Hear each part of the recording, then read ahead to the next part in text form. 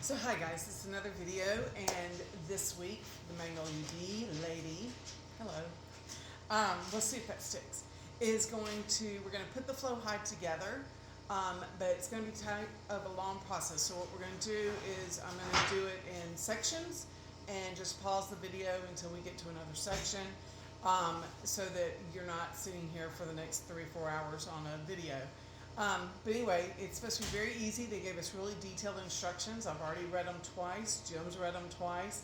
And the first thing we have to do, and I'm going to show you this, is we're going to take everything out of the box and put it into sections on the floor based on what part of the Flowhive it is. Because the directions say to group everything based on the what part of the construction it's going to be, whether it's the roof, the brood hive, the legs, the stand, or the main flow chamber.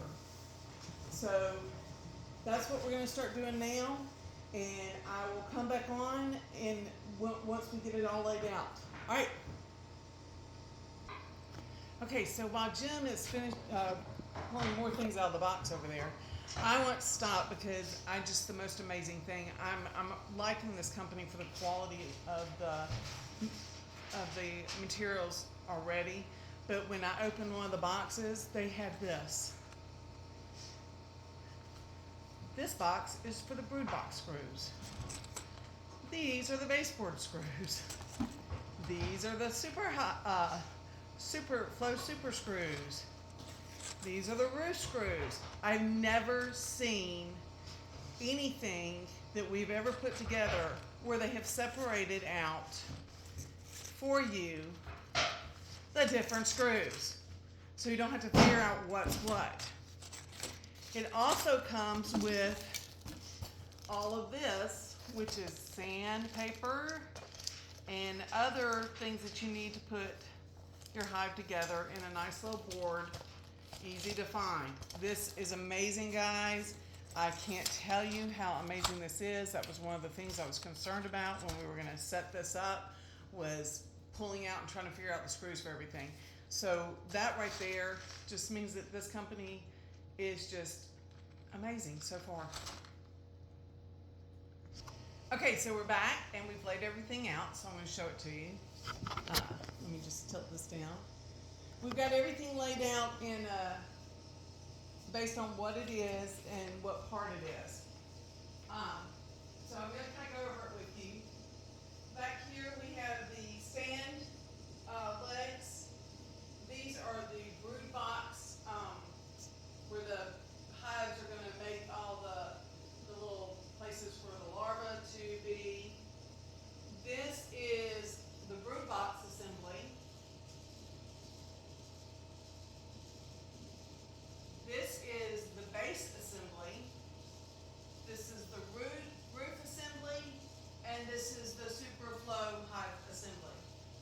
Back here we've got the cover. This will go on when I first get the bees to get them used to the hive and everything like that, so we can get everything through. This is going to be underneath, where I'm going to put pest control, well, not pest control, surveillance. It's to stuff to keep the wasps out and things like that. And then a weather guard as well, as a stand for when I get ready to harvest. So that's where we are now. So now we're going to start building, and I'll stop after we get each part built so that you can see what it looks like. All right. Let's get started, James. So Jim's putting the last screw now into the roof assembly. It took us about 25 minutes, but that's because we didn't start off with the right tool. Turns out you can use your power drill when you first start screwing the screws in, and then right before you finish going all the way, you stop and tighten them, hand tighten them. Had we done that, this would have gone a lot faster, but we didn't think of that until we started putting the shingles on the roof. So we had one more screw to put in. And we're going to see the completed product as he puts it back into its place, as he gets up. So, there's the completed roof. On to the next part, the brood box. Okay, so as Jim finishes up the brood box in the background, I want to tell you a little bit about the Flowhive. So it comes in two different woods. You can either get a cedar Flowhive or you can get what's called an Arcaria wood Flowhive.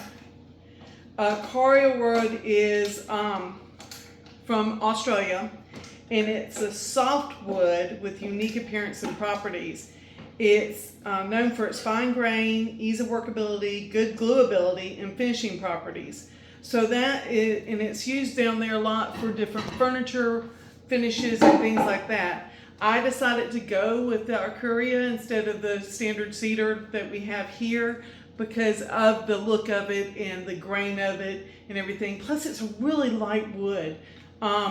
And I find that cedar seems to be a little bit heavier, so I figured the lighter weight of the wood would be better for me. I gotta get back to Jim, give him some more of the screws so he can finish up that brood box, and we'll get on to our next part of the project. Okay, so we're starting on the Super Flowhive. One thing I've noticed is in every single box of the screws for each section, they give us another set of little tool heads, so we're going to probably end up with 3 sets of these, all the same, 3 different. So we'll end up with 3 sets of these. They always give us 1 extra of every screw and thing that we need. They always give us 1 extra, so that's kind of nice. And they've also given us another attachment tool for this to screw in. Jim doesn't like it. He's using one that he had that has a ratchet on the end. It makes it go faster. So we'll come back to you once we finish the Super Flowhive and show you what it looks like. Okay, as you can see, we finished the Super Flow section. I've kind of got it lightly stood up the way it will be once we get the base on it with the roof and everything, but we've made some progress. So so far our time has been, the roof took about 25 minutes, the brood box took 20 minutes, and the Super Flow section took a little bit longer at 40 minutes. And we're going to now work on the base and get that completed, and then we'll show you the final product that we have after we complete the base. Then we're going to be taking this to paint it and seal it and then put in the observation windows. We can't do that until we get the base, until we get everything sealed. And we're also going to make the brood box frames. That's where the babies will be made by the queen. And that'll be it for this one. All right. Okay, everybody, so we finished the base, finished the brood box, finished the Super Flow, and the roof. We're going to leave it here for today. When you see it the next time, it's going to be completely finished, stained with the legs on it and all the weather guard information on it. The brood box, the base took us about another 30 minutes to put together because there's a lot of interior work going on.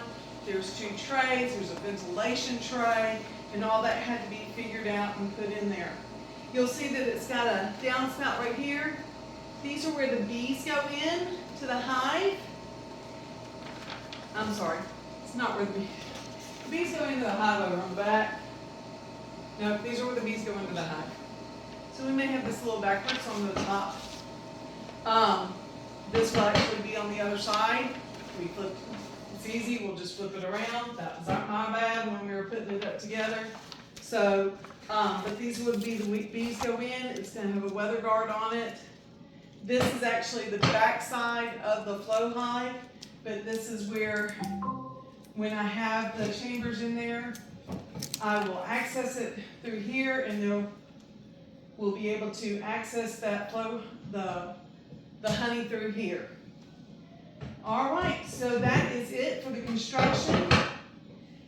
I've gone over the times for each section, so you'll know what they are.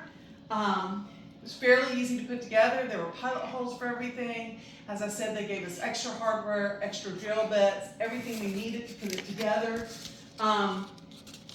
The only things we have left are the legs, put on the weather assembly, and build the internal brood box frames.